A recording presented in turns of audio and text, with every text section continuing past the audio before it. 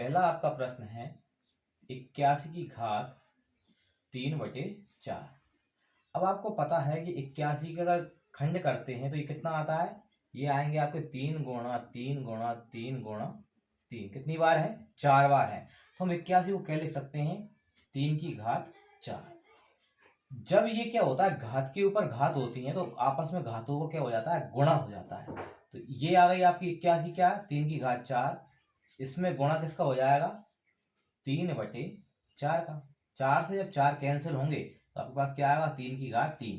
तो 3 की घात 3 का मतलब क्या है, 3 गुणा 3 गुणा 3। कितना आ गया आपका, तो ये आ गया आपका 27। 3 तिया 9 और 9 तिया 27। तो इस प्रकार ये आपका शॉर्ट तरीके से है और ये आपको ओपन करके बताया गया है कि इनके गुणनखंड किस प्रकार होंगे। ये हो गया आपका पहला क्वेश्चन। अगला क्वेश्चन है दूसरा। क्या दे रखा है, 1/64। इसकी घात दे रखी है आपको -2/3। अब आपको क्या करना रहता है, जब भी घात माइनस में हो तो आपको पलट देना है। जैसे 1/64 है तो क्या हो जाएगा, ये 64/1 हो जाएगा। घात कभी भी माइनस में हो तब। तो हम क्या कर देते हैं, इसको पलट देते हैं। तो क्या आएगा, 64 ऊपर जाएगा और 1 नीचे आएगा तो उसका कोई मतलब नहीं है। तो ये क्या हो गया आपका, 64 की घात 2/3 हो गया। अब क्या करना है आपको कि घात कितना है, 3 है। तो हम 64 को क्या ले सकते हैं, 4 गुणा 4 गुणा 4।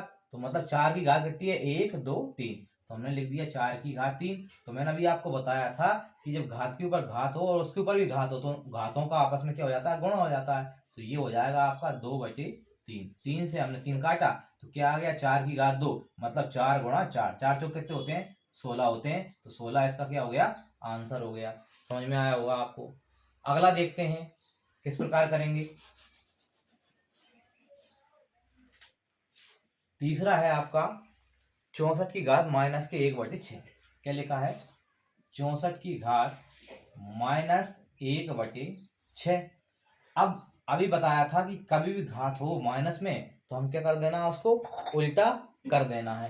तो हम करते हैं उसको उल्टा। तो क्या हो जाएगा, 64 क्या हो जाएगा, 1/64 हो जाएगा और घात किस में आ जाएगी आपकी, प्लस में आ जाएगी। तो 1/6 हो गया। अब आपको क्या करना है कि ये क्या है, 64 है। तो हम 64 को किस प्रकार लिख सकते हैं, तो हम देखते हैं। हमने देखा इसके हम गुणनखंड करते हैं। क्या क्या आया था अभी, 4 गुणा 4 गुणा 4। 4 चौके 16 और 16 चौके 64। हम 4 के गुणनखंड करते हैं, कितना आएगा, 2 गुणा 2। इसके कर देते हैं 2 गुणा 2। इसके कर देते हैं 2 गुणा 2। तो कितनी बार आ, 1 2 3 4 5 6 बार आ गया। तो हम क्या करेंगे, लिख देते हैं। तो क्या लिखेंगे हम, 1/2 की घात 6। आपको समझ में आया होगा। अब क्या करना है, 1/6 जो घात है वो इसकी भी घात है और इसकी भी घात है। इसकी भी घात है और इसकी भी घात है। तो आपको क्या कर देना है, 1 के ऊपर 1/6 कर देना है और इसके ऊपर 2 की घात 6। इसके ऊपर घात कितनी है, 1/6। तो हमको क्या करते हैं, घात के ऊपर जब घात होती है क्या कर देते हैं, इसको गुणा में लिख देते हैं। अब क्या है, 6 से 6 कट गया। देखिए 1 की घात कितनी भी हो, 1 की घात 100 हो मतलब 1 गुणा कितना, 100 बार करना है तो भी आपका 1 ही आएगा। तो हमेशा आपका क्या आएगा, 1 की घात कितनी भी हो तो आपका कितना आएगा, 1 आ जाता है। अब नीचे क्या है, 2 है। तो 2 की घात कितनी बची, 2 की घात 1 मतलब 2 का 1 बार गुणा, 2 1 ये 2 आ गया आपका। कितना आ गया, 1/2 क्या हो गया, इसका आंसर हो गया। आशा करता हूं आपको समझ में आया होगा। अगला क्वेश्चन देखते हैं। अगला प्रश्न है आपका 0.00032। इसकी घात है आपकी 0.6। चूंकि यहाँ पे दशमलव दिया हुआ है तो हम क्या लिखेंगे, 0.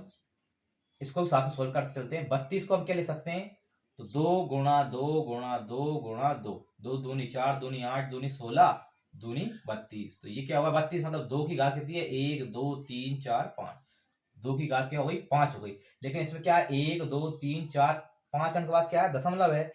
तो हर एक अंक के बाद क्या आएगी, दशमलव आएगी। मतलब इसका क्या आएगा आपका, 0.2 आएगा।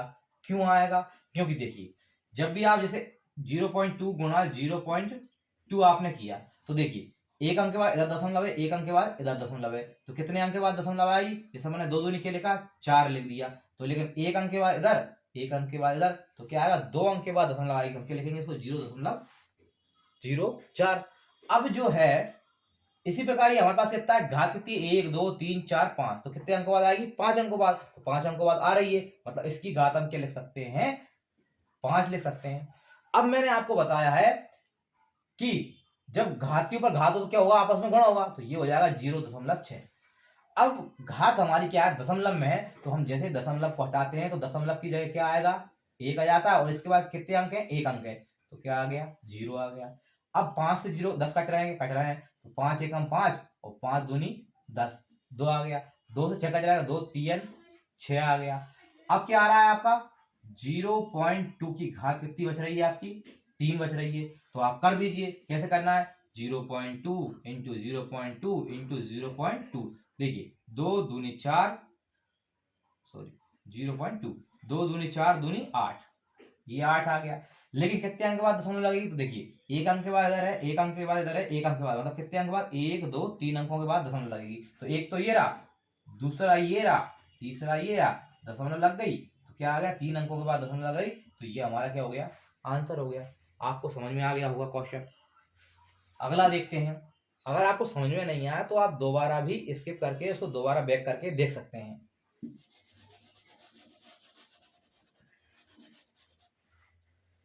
अगला जो प्रश्न है वो है आपका 625 की घात है 6.25 गुणा 25 की घात है 2.6 बटे 625 की घात दे रखी है 6.75 गुणा 5 की घात दे रखी 1.2। अब आपको क्या करना है, हम 625 को किस प्रकार लिख सकते हैं, तो हम 625 को लिख सकते हैं 5 गुणा 5 गुणा 5 गुणा 5, पचम 25, 25 पंजे 125 और 125 पंजे 625, तो मतलब कितनी है, 5 की घात कितनी है, 1 2 3 4, तो हमने लिख दिया इसको 5 की घात 4। अब क्या है, मैंने अभी आपको बताया कि जब घात के ऊपर घात हो तो क्या हो जाता है, उनका गुणा हो जाता है, तो ये हो गया 6.25 गुणा लगाया 25 को क्या लिख सकते हैं हम, 5 गुणा 5, 5 गुणा 5 क्या होगा 25, तो 5 की घात कितनी है, 2 हो गई, तो हम लिख दिया 5 की घात 2, और घात के ऊपर घात हो गई, क्या हो गया गुणा 2.6 पाठी। अब क्या है 625 ये रहा, तो इसको भी अभी अपन लिखा 5 की घात 4 के रूप में, तो यहाँ लिख दो 5 की घात 4 के रूप में, और गुणा में क्या लिखेंगे, घात के ऊपर घात है तो 6.75 गुणा लगाया। अब क्या है 5 के ऊपर कितनी घात है, 1.2, तो 5 के ऊपर है घात 1.2, ये आपका ऐसा कैसा रहेगा। अब आपको क्या करना है कि इन दोनों का आपस में गुणा कर देना, तो 625 का जब आप 4 में गुणा करोगे 6.25 का, तो क्या आएगा आपका, 5 की घात दिया जाएगा आपका 25, और ये आपका कितना आएगा 26 दूनी 52, तो मतलब 5 की घात 5.2 बटे ये क्या आएगा, जब 675 का आप 4 में गुणा करते हैं तो आपका आएगा, ये आएगा आपका 27 गुणा 5 की घात कितनी है, 1.2 है। अब आपको क्या करना है, तो मैं इसके आगे कर देता हूं, आधार समान होने पर घातें आपस में क्या होंगी, जुड़ जाती हैं, तो मैं आधार समान है मतलब 5 की घात क्या हो गया 25, ये आधार समान, ये और ये क्या होगा जुड़ जाएगा, 25 प्लस 5.2 बटे में क्या आएगा आपका, इसी प्रकार यहाँ होगा आधार समान होने पर घातें जुड़ जाएंगी, तो 27 में क्या जुड़ जाएगा, 27 प्लस 1.2 हो जाएगा।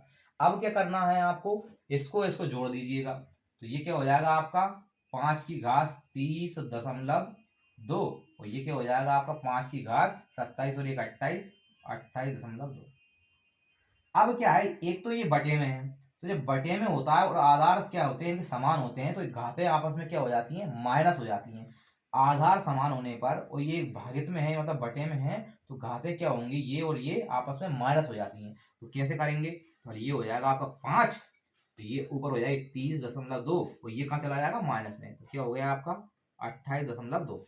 अब देखते हैं 30.2 में से 28.2 गए, कितने बचे आपके पास, 5 की घात 2 बचे, और 5 की घात 2 का मतलब क्या है, 5 गुणा 5 कितना आ गया 25, तो ये क्या हो गया, इसका आंसर हो गया है। अब आप इसको शॉर्ट तरीके से भी कर सकते हैं, किस प्रकार कि आपको याद होना चाहिए कि अगर इन दोनों को गुणा, आपका ये आ गया, इसको आपको जोड़ देना, अलग से जोड़ देना बस 25, क्योंकि ये आधार सबके समान है, तो ऊपर क्या होगा, ऊपर दोनों जुड़ेंगे, इसमें ये दोनों जुड़ेंगे और इसको जोड़ने के बाद इन दोनों का जो आंसर आया है उसको आपस में माइनस कर देना है और किसकी घात में लिख देना है, 5 की घात में लिख देना है। जैसे हमने लिखा 5 की घात 2, तो 5 की घात 2 मतलब 25, ये आपका आंसर आ जाएगा।